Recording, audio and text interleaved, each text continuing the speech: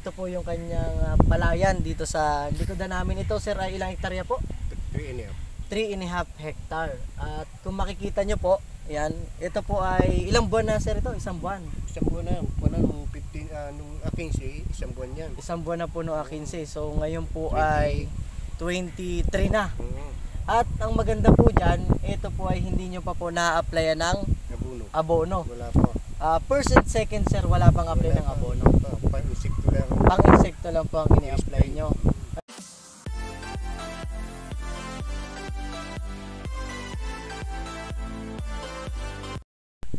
So magandang araw po mga kasaka, kasama po natin si Sir Gilbert Atienza. At ito po yung kanyang palayan dito sa likodan namin. Ito sir ay ilang hektarya po? 3.5 hectare. At kung makikita nyo po, yan, ito po ay ilang buwan na sir ito? Isang buwan. Isang buwan na, nung 15, nung 15, isang buwan yan. Isang buwan na po nung 15. So ngayon po ay 23 na. At ang maganda po dyan, ito po ay hindi nyo pa po na-applyan ng abono. Wala pa. First and second sir, wala pang apply ng abono. Pang-insekto lang. Pang-insekto lang po ang ini-apply nyo. Pero kitang-kita nyo naman po, satisfy kayo dun sa pagiging green niya. Kumpara sir dito sa harapan natin, ito po ay 5 araw lang na nauna, pero nakadalawang apply na sir ng abono. So makikita nyo po yung pagkakaiba. Dito sir, ang maganda niyan, so nakatipid sir kayo. Oo, nakatipid na ako may ilan na. 12 sako na po yung natipid nyo sir. Dahil kung hindi nyo po nakitang ganyan yung standing ng ating palay, yun sana yung i-apply nyo. Abay, napakamahal pa naman ng abono. Kung kukuntahin natin yung 12 sacks ng abono ba? Mahigit yun, kulang-kulang 30 mil. Hindi pag yung ammonium, mura-mura, 1.5 po. Hindi kulang-kulang 20 mil. Kulang-kulang 20 mil. Ay ngayon po, ang ginamit nyo yung pinakilala namin sa inyo pong anak at nagamit nyo rin yung Adabos, nakita nyo po na ganyan yung resulta niya. Kaya isang buwan na, hindi pa nag-a-apply si sir. Isang buwan tulad.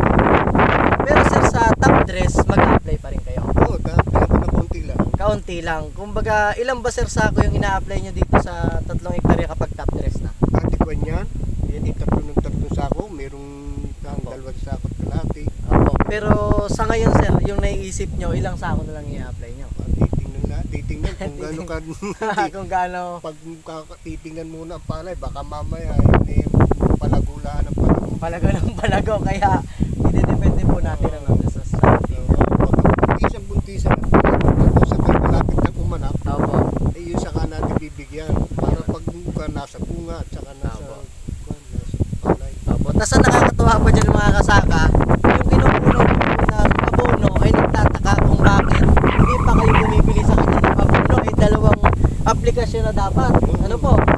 So yun nga, nung sinabi ni Madam na may tindahan na agri-supply, sinabi sa inyo kung bakit nga hindi kayo bumibili pa sa kanya. Ano sabi niyo sir doon? Nakita niyo? Malago pa Malago pa, Malagot maberde. Maberde. Sinasabi niya nga, bakit hindi ka nag-aabo? Malago maberde. Sa kasal dyan malago daw, maganda.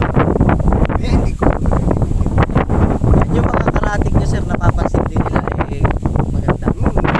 Kaya nga nung